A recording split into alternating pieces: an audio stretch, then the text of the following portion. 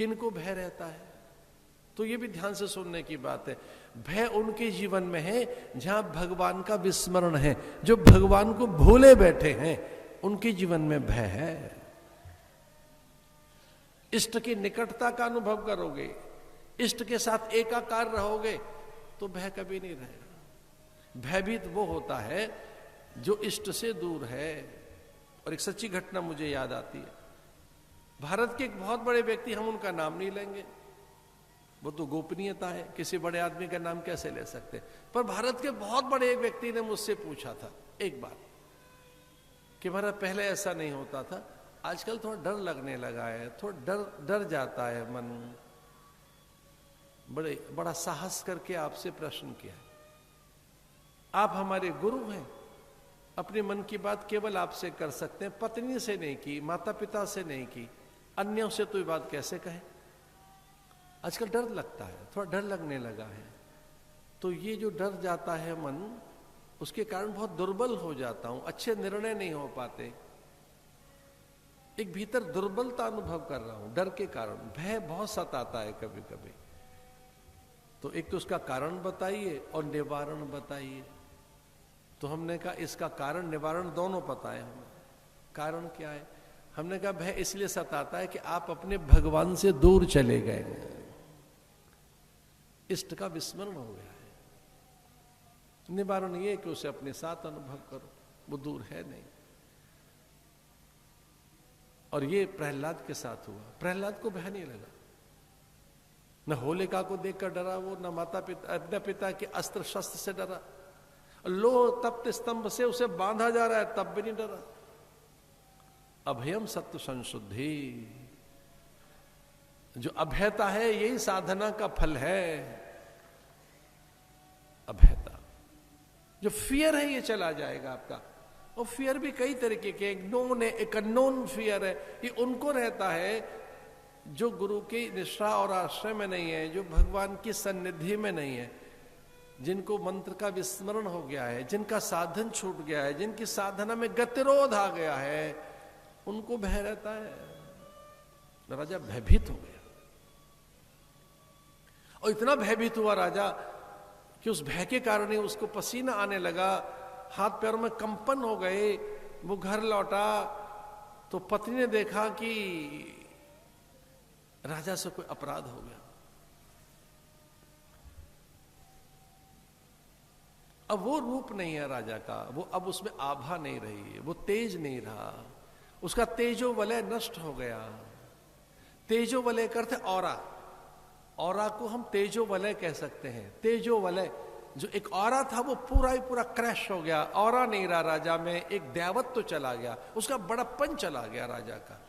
जैसे हम कोई पाप कर्म करते हैं हमारा बड़प्पन चला जाता है, दैवत्व तो चला जाता है। अपकर्म, पाप कर्म, दुष्कर्म हमारे तेजो वलय को नष्ट कर देते हैं।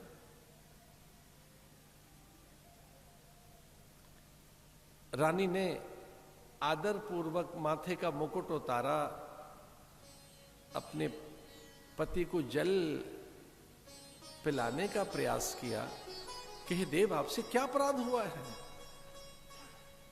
और उसने कहा कि कली ने मुझे ठग लिया, मेरी मति हरण कर ली कलयुग ने। एक साधु का अपमान करके लौटा हूं, भारी अपमान किया एक साधु का, ये ठीक नहीं किया है।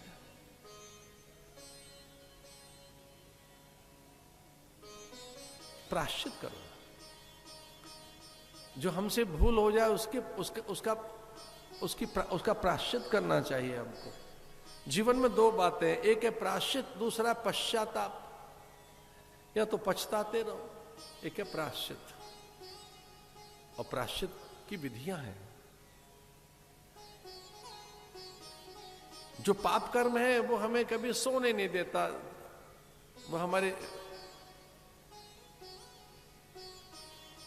जीवन में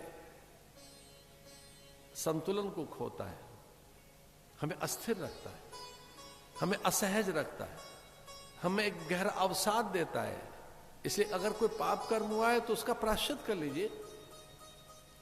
पहला प्रायश्चित तो यही है कि पुनरावृत्ति न हो पाप की। पाप का पहला प्रायश्चित तो यही है कि पाप की पुनरावृत्ति न हो, जो हमने भूल की है वो फिर न हो, उसकी पुनरावृत्ति न हो। अगर हो रही है, बार बार हो रही है, तो ये अज्ञानता है, यह हमारी कामना के अधीन है, ये चित्त की दुर्बलता है, अथवा तो ये बात मानसिक दोष है, इसकी निवृत्ति कीजिए। तो यह भोर उन्हीं की ठीक हो सकती है जिनकी रात अच्छी गई है। तो जिनकी रात अच्छी नहीं बीती है, उनकी भोर भी अच्छे तो नहीं रह सकते। रात भी अच्छी हुआ आपकी। या निशा सर्वभूतानाम तस्याम जागृति संयमी। जो संयमी पुरुष होता है, जिसके जीवन में संयम होता है, उसकी रात अच्छी, प्रातःकाल अच्छी, दोपहर अच्छी, सांझ अच्छी, उसका जीवन अच्छा ही अच्छा है। संयम लाइए जीवन में, संतुलन लाइए। जिनके जीवन में संयम नहीं है, आहार का संयम, विचार का संयम, निद्रा का संयम, जो मात्रज्ञ नहीं है, तोलमोल नहीं जानते, उन्हें यही नहीं पता कब भोजन करना है, कब जगना है, कब सोना है। अरे उनसे तो अच्छे पशु हैं।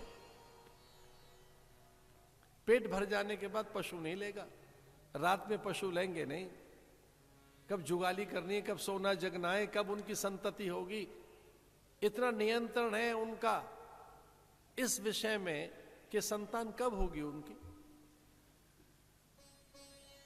जिन्हें हम असभ्य कह रहे हैं। विहार माने आपको कैसे कब रहना है। निहार, निद्रा आपके जीवन में रहे थोड़ी।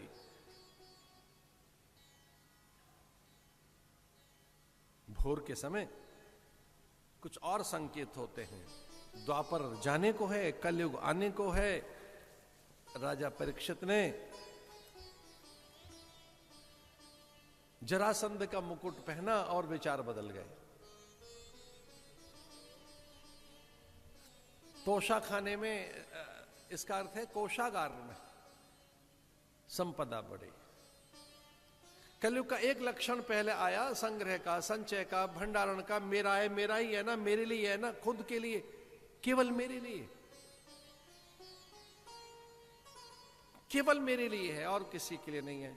कलयुग स्वार्थ लेकर आता है, अपने लिए। इतना सेल्फ सेंट्रिक है आदमी, इतना आत्म केंद्रित है, अपने आप में है, केवल स्वयं के साथ है और किसी के साथ नहीं। इतना स्वार्थ है कलयुग में। तो कलयुग आया तो साथ स्वार्थ लेकर आया। पूछने लगा, ये किस किस की चीजें हैं? ऐसी सब आपकी हैं, ये मेरी है, सब मेरा। और उसी से मृगया का मन बन गया, आंखें तक मन बन गया। निकला मृगया करने के लिए। कल ही सामने है, बुद्धि का हरण कर लिया कलयुग ने। यद्यपि राजा के संवाद तो हुए, राजा को यह तो लगा कि ये कोई असभ्य है, अशिष्ट प्राणी है, ये कोई वैसा है जिससे प्रजा को कष्ट होगा, मैं इसका वध ही कर देता हूं। लेकिन हम समय को कहां जीत पाए, कभी नहीं। काल बली है। जातस्य ध्रुवो मृत्यु, जिसने यहां शरीर लिया है वो मृत्यु के मुख में ही है। काल ब्याल मुख ग्रास त्रास, ये तो ऐसा ही है, हम उसके ग्रास बनकर बैठे।